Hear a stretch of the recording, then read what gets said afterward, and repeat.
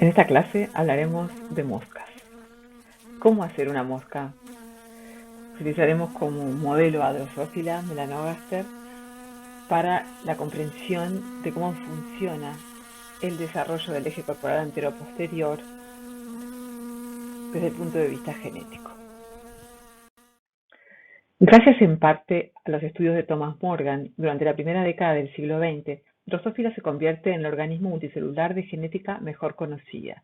Esto tiene que ver con el grupo de investigación bastante particular que lo estudió y que colaboró muchísimo con otros investigadores, pero también tiene que ver con características propias del organismo.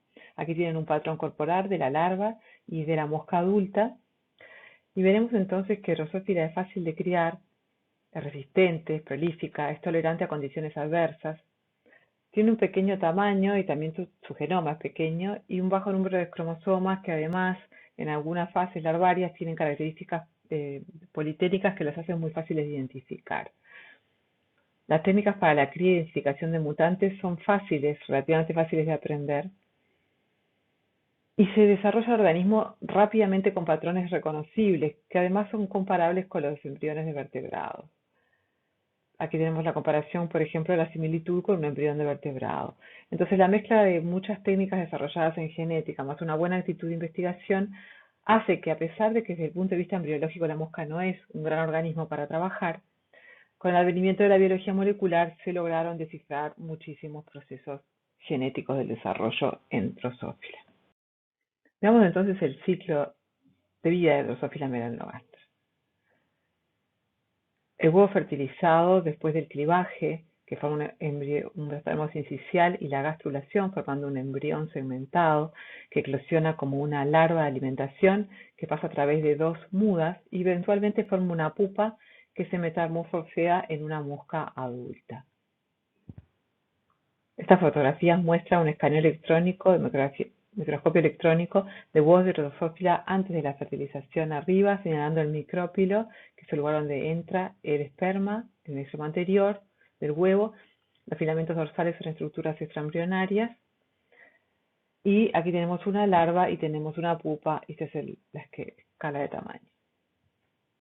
Durante su desarrollo temprano, el embrión permanece esencialmente como un sinsitio, con solamente núcleos dentro de una única célula en un citoplasma común. Después de la fertilización y fusión de los espermatozoide y óvulo, el núcleo del cigoto sufre una serie de divisiones rápidas, mitóticas, cada 9 minutos aproximadamente, pero que no están separadas por citoquinesis, generando entonces ese sincicio. Después de la 9ª división, los núcleos se empiezan a mover hacia la periferia del embrión, formando el blastodermo sincicial.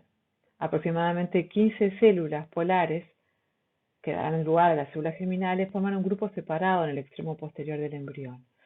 Poco después, las membranas crecen desde la superficie para encerrar los núcleos y formar células, y el blastodermo se vuelve verdaderamente celular. Esto corresponde a la mitosis número 13. El blastodermo sincicial es equivalente a la etapa blástula o blastodermo de otros animales. Cada núcleo dentro del blastodermo sincicial está contenido dentro de su propio pequeño territorio de proteínas y citoesqueleto. Sin embargo, dado que no hay membranas, incluso las moléculas grandes como las proteínas pueden difundir y fusionarse entre núcleos durante estas primeras horas de desarrollo. Aquí vemos entonces micrografías de láser confocal de embriones con la cromatina teñida señalando a los núcleos que muestran el clivaje inicialmente en toda la célula y luego la migración, el movimiento de los núcleos hacia la periferia. Aquí vemos ya la estructura de las células polares y aquí finalmente la celularización formando el blastodermo celular. Corresponde cada número a cada número de división mitótica.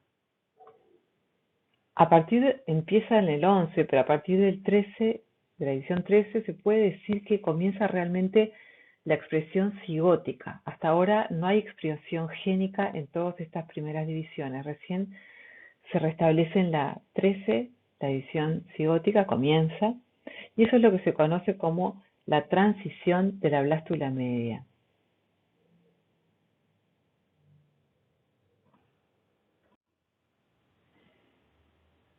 En esta etapa también las divisiones celulares se enlentecen y este cambio grande de empezar a sintetizar cosas a partir del genoma cigótico y empezar a cambiar el ritmo de divisiones celulares, o sea, la transición a la blástula media, es realmente el mismo fenómeno que se observa en numerosos filos de vertebrados e invertebrados. Es un evento bastante universal en el desarrollo. Los patrones del embrión de Drosophila son los mismos para los estadios larvarios y adultos. Cada uno tiene entonces dos ejes, un eje anteroposterior y un eje dorsoventral. ¿Sí? En el eje anteroposterior se diferencian estructuras de cabeza, tórax y abdomen, y también divisiones del cuerpo denominadas segmentos, 3 torácicos y 8 abdominales. Cada segmento de la mosca tiene su propia identidad. Por ejemplo, el primer segmento torácico tiene solo patas, el segundo tiene patas y alas, y el tercero tiene patas y halterios o balanzadores. A su vez, los segmentos torácicos y abdominales pueden tener algunas distinciones, como por ejemplo la propia cutícula. Pero ¿cómo se origina este patrón? Durante la década de los 90, los enfoques combinados de biología molecular y genética, así como la embriología, llevaron a un modelo detallado que describe cómo se genera este patrón segmentado a lo largo del eje anteroposterior y a la vez cómo cada segmento se diferencia de los otros. Dado lo bien descrito que está este modelo y las similitudes que tiene con el desarrollo y la generación de este eje en todos los organismos, es que decidimos que esta clase se centre en Drosophila melanogaster. El plan de desarrollo comienza en el ovocito. Los ejes del cuerpo se establecen desde la etapa de la gametogénesis femenina en el ovocito por distribución diferencial de ARN mensajero y proteínas maternas. Un huevo de Drosophila antes de la fertilización posee ARN mensajeros localizados en regiones específicas. Aquí se muestra el ARN de la proteína bicoid, del gen bicoid en el extremo anterior y en el posterior de Nanus. La traducción de los ARN mensajeros de estos genes que están localizados en regiones específicas produce un gradiente proteico dentro del embrión que permite que actúen como morfógenos. Pero ¿cómo se establece la distribución asimétrica de mensajero y proteínas en el ovocito? La formación del eje anteroposterior comienza en el ovocito. Cuando el ovocito se encuentra en la cámara del huevo, las interacciones entre las células nodrizas, las células foliculares y el ovocito van a determinar la polaridad. La polaridad anteroposterior del embrión, de la larva y del adulto tienen su origen justamente en la posición que tiene el ovocito dentro de las células foliculares del ovario. El primer signo visible de polarización anteroposterior durante la ovogénesis es el movimiento del ovocito hacia el extremo de la cámara del huevo, donde se pone en contacto con las células del folículo.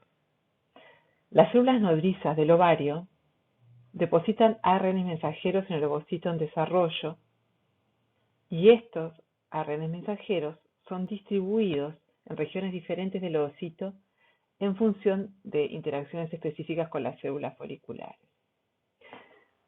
El epitelio folicular, inicialmente uniforme, comienza entonces a diferenciarse en función de señales enviadas por el ovocito. Y el ovocito va a inducir a las células foliculares que están en contacto con él a adoptar un destino posterior, mientras que las células del folículo en el otro extremo de la cámara del huevo, que no están en contacto con el ovocito, no se ven afectadas y se convierten en las células foliculares anteriores. La señal inductiva del ovocito que transmite la posteriorización al epitelio folicular es transmitida por una proteína conocida como Burken, señalada aquí en verde. El ARN mensajero de Burken es sintetizado y secretado por las células nodrizas y es transportado al ovocito, donde se ubica en el extremo posterior, en la región entre el núcleo y el citoplasma, contacto con las células foliculares.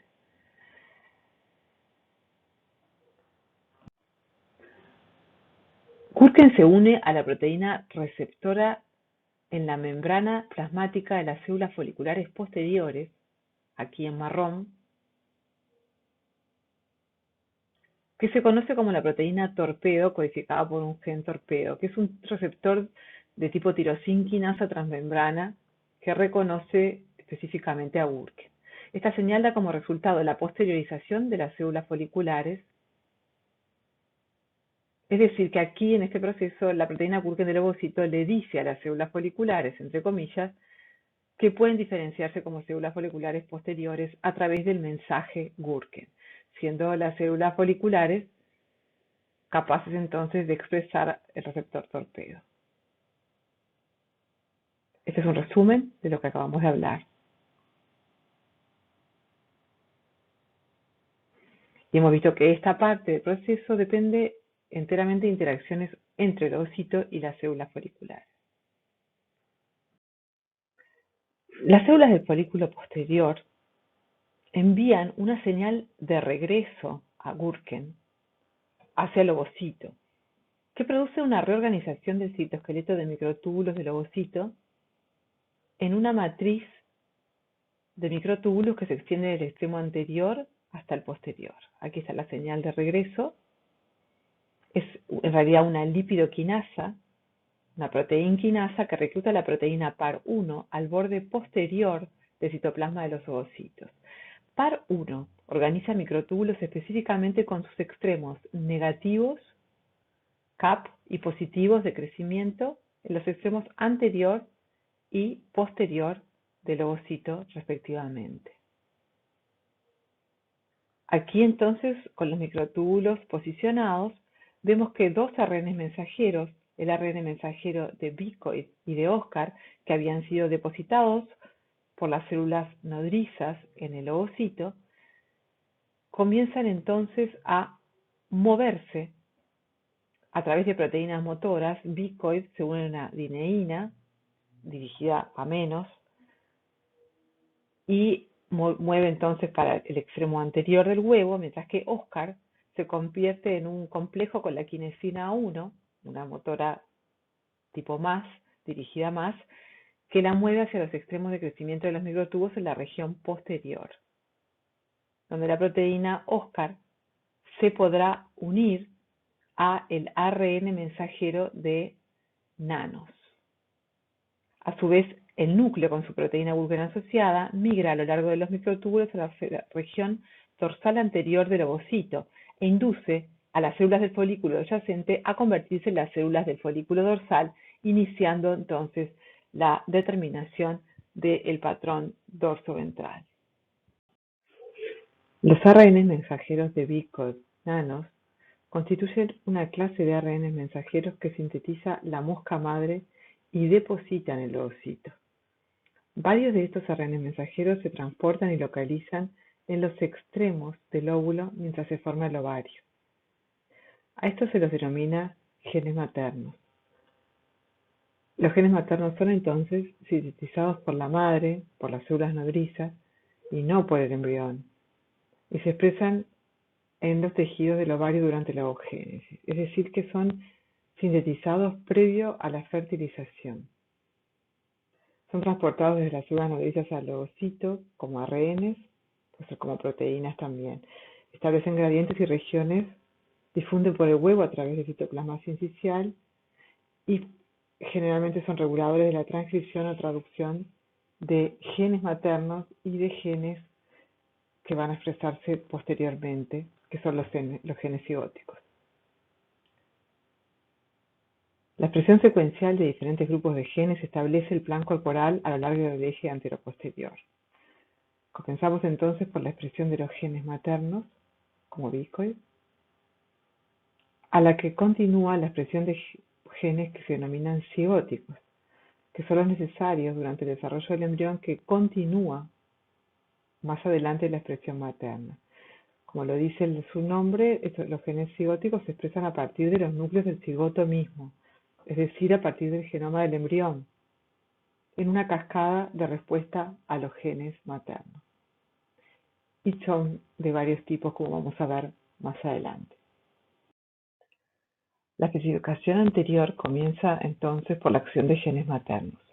Experimentos de embriología clásica demuestran que hay al menos dos centros organizadores en el huevo del insecto, uno en el extremo anterior y otro en el extremo posterior, que emiten gradientes de morfógenos para la cabeza y para la cola respectivamente. El estudio genético posterior descubre el conjunto de genes que codifican para estos morfógenos y que un grupo pertenece a la parte también anterior, otro a la posterior y otro a lo que son las regiones terminales de ambos extremos del embrión, que se llaman acron y telson. Es así que se identificaron los ARN mensajeros para la proteína bicoid y para la proteína nanos como los centros de señalización anterior y posterior que inician la formación del eje anteroposterior. Comencemos por bicoid. Si observamos entonces la localización de bicoid inmediatamente a la fertilización del huevo, vemos que su ARN mensajero se ubica en la zona anterior, en esta región marcada en azul, y su proteína en estas regiones marcadas en color crema y más oscuro adelante. La primera imagen del ARN mensajero se consigue por un experimento de hibridación in totu utilizando una sonda de cDNA complementaria a una parte de la secuencia de gen bicoid que hibrida con el ARN mensajero donde está expresado el transcripto del gen bicoid. La figura de abajo, esta de aquí, que corresponde a donde está la proteína, nos muestra eso, es la hibridación in toto de la proteína con un anticuerpo anti-bicoid conjugado a una enzima capaz de producir una coloración en las zonas donde está la proteína bicoid expresada en el embrión. Si nosotros cuantificamos el ARN mensajero y la proteína, graficando en el eje de las X la distancia del extremo anterior y posterior, lo que notamos, tal como lo ven las imágenes, es una concentración muy intensa del ARN mensajero de bicoid y una concentración mucho más gradual y más extendida desde el extremo anterior hasta el final del extremo posterior, que se produce debido a que si bien el ARN mensajero está en la región anterior, está anclado a esta región y teniendo muy poca capacidad de difusión. Una vez que la proteína se sintetiza, sin embargo, esa proteína sí es capaz de difundir formando un gradiente hacia el extremo posterior. A su vez es una proteína que tiene una vida media de 30 minutos, lo que hace que la señal, el gradiente del morfógeno, aparezca y desaparezca en un tiempo muy breve.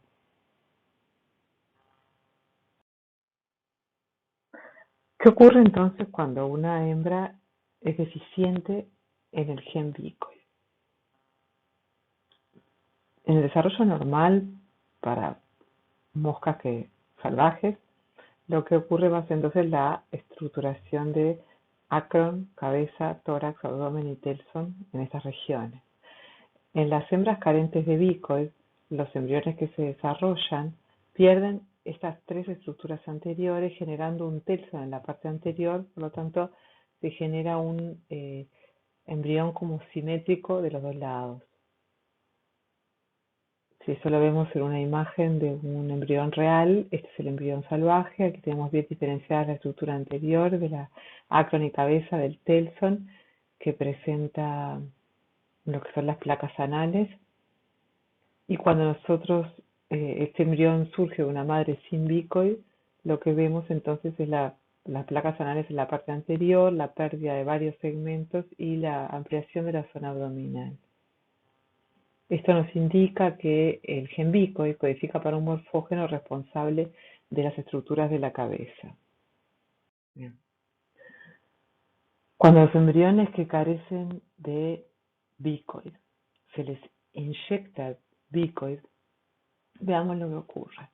Aquí tenemos entonces estos dos embriones, estos dos experimentos, son embriones sin bicoid que se les inyecta en la parte anterior, tal cual lo que sería su expresión natural, y esa expresión hace que entonces los embriones recuperen la regionalización de la cabeza y las regiones anteriores, como si fuera un embrión normal. Se recupera por completo el fenotipo normal.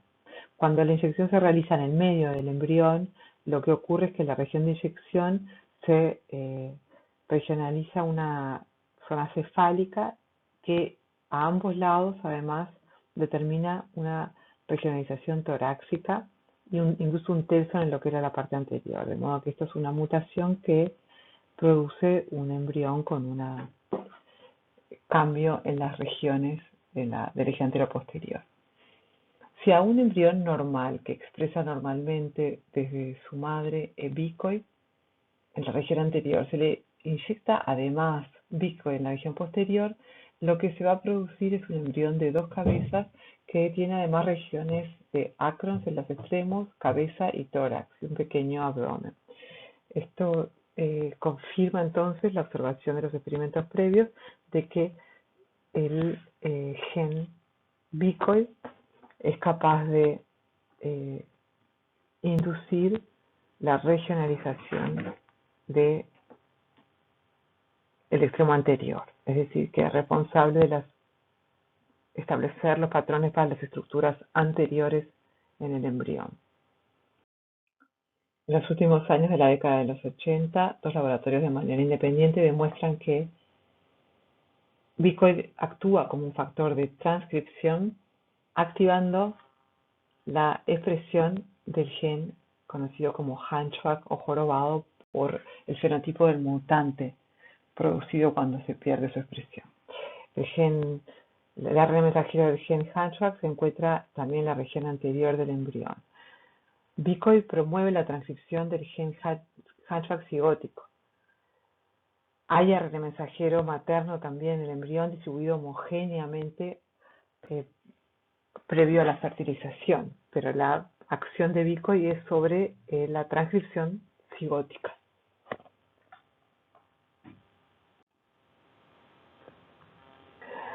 Aquí vemos un gráfico en que se muestra a lo largo del eje antero-posterior la expresión de la proteína bicoid, y fíjense cómo hay una buena correlación entre el aumento de bicoid y el aumento de la expresión de hunchback, que luego cae más abruptamente debajo de una umbral de cantidad de proteína bicoid.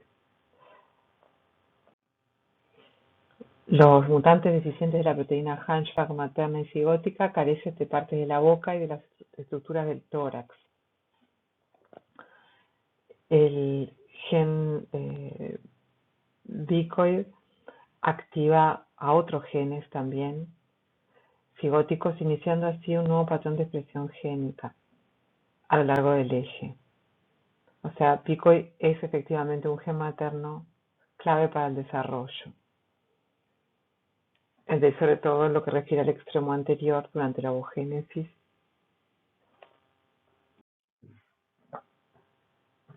¿Cómo se especifica ahora el extremo posterior?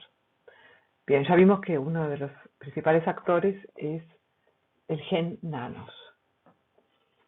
Es verdad que el patrón posterior está controlado por los gradientes de proteínas nanos y caudal. En realidad está especificado por la acción de muchos genes, igual que el anterior.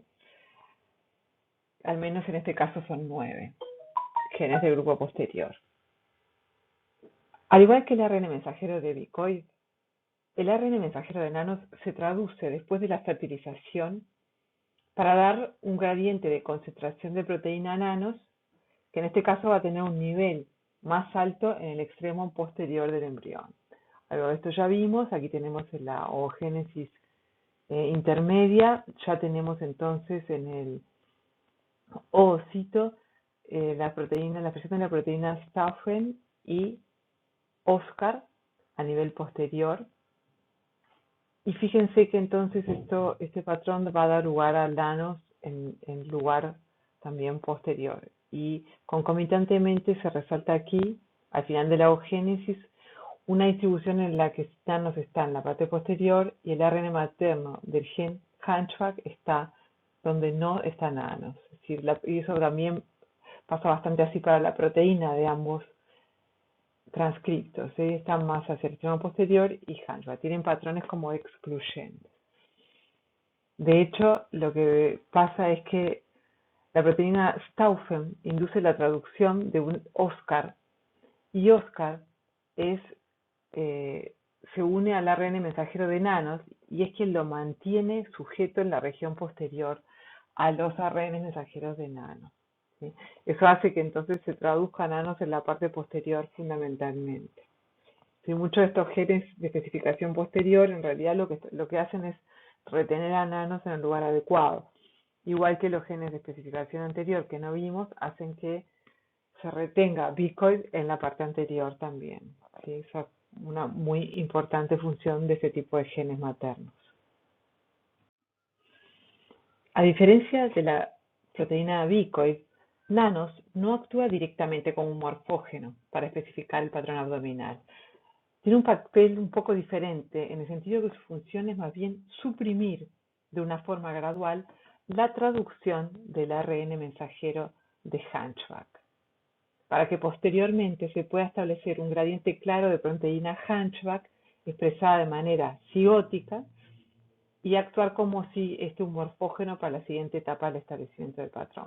Debe evitarse la traducción de nanos en la parte posterior del embrión, ya que de lo contrario había una concentración demasiado alta y se producirían estructuras más bien anteriores en la región posterior. La represión de nanos sobre Hunchback ocurre a nivel de la traducción del ARN mensajero del gen.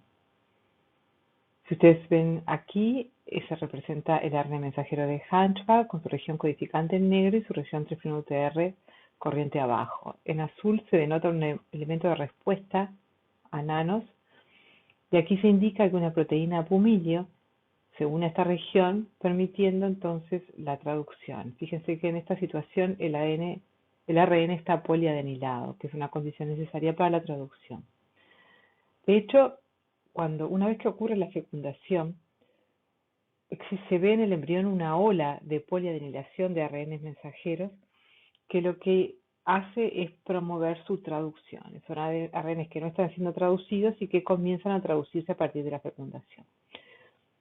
En el caso de este ARN en particular, en el extremo posterior del embrión, y inmediatamente después de la fertilización, se produce proteína nano. Y esta proteína, fíjense que en asociación con pumilio, lo que promueve es la deadenilación, la pérdida de adeninas en el extremo 3'UTR, y eso lleva a un bloqueo de la traducción.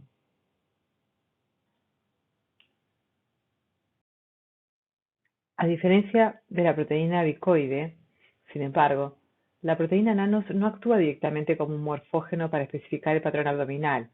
Tiene un papel bastante diferente. Su función es suprimir de forma gradual la traducción del ARN mensajero materno del gen Hunchback, para que posteriormente se pueda establecer un gradiente claro de proteína Hunchback expresada de manera cigótica y actuar como un morfógeno para la siguiente etapa del establecimiento del patrón.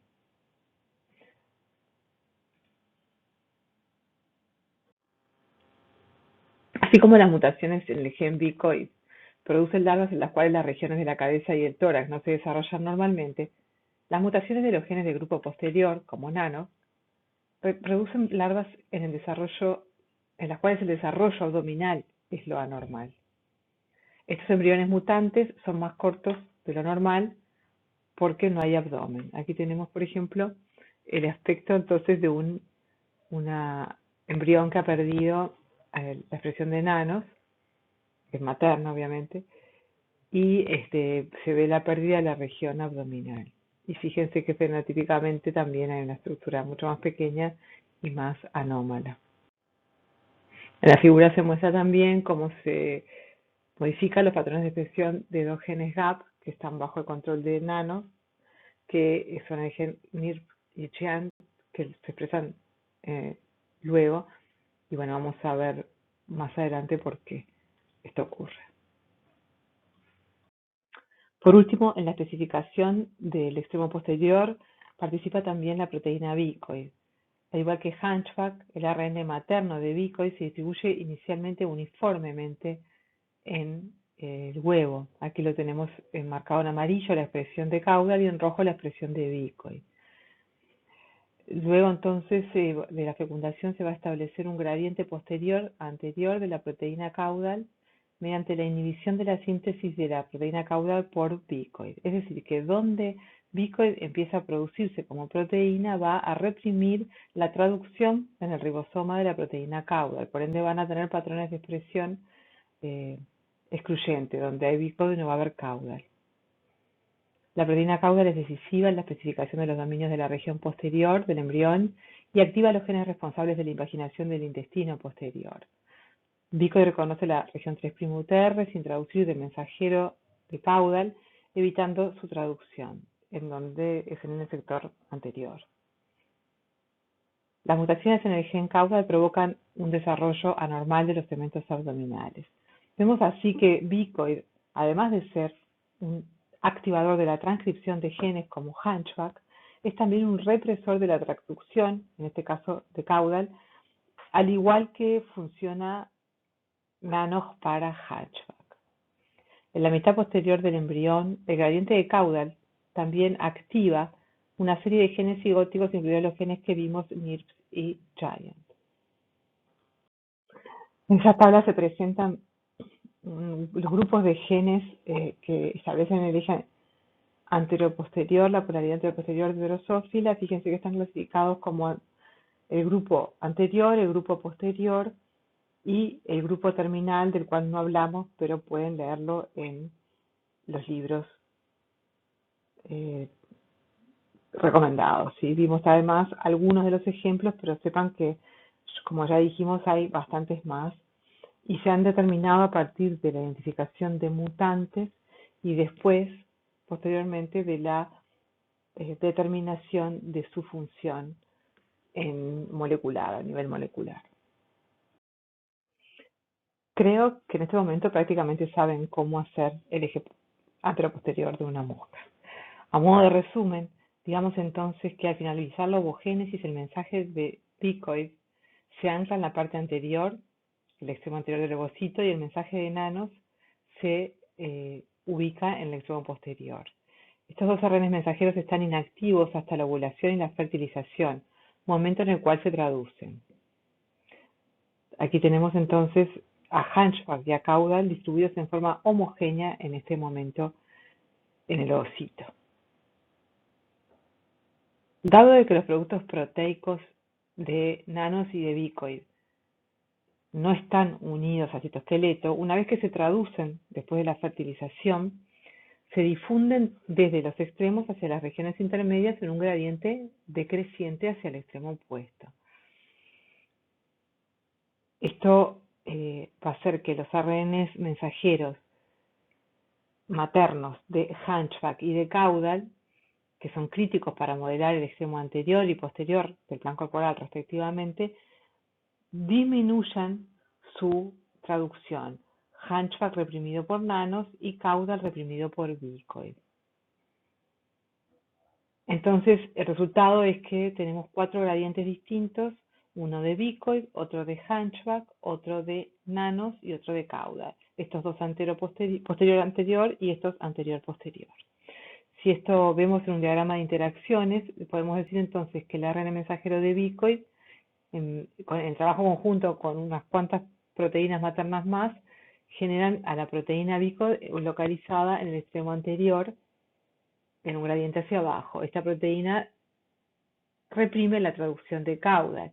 Y lo mismo ocurre para nanos, también en ayuda de otros genes maternos, para que nanos pueda reprimir a Hunchback. Ese sería entonces el modelo de generación del extremo anteroposterior por genes maternos en el embrión de Drosophila.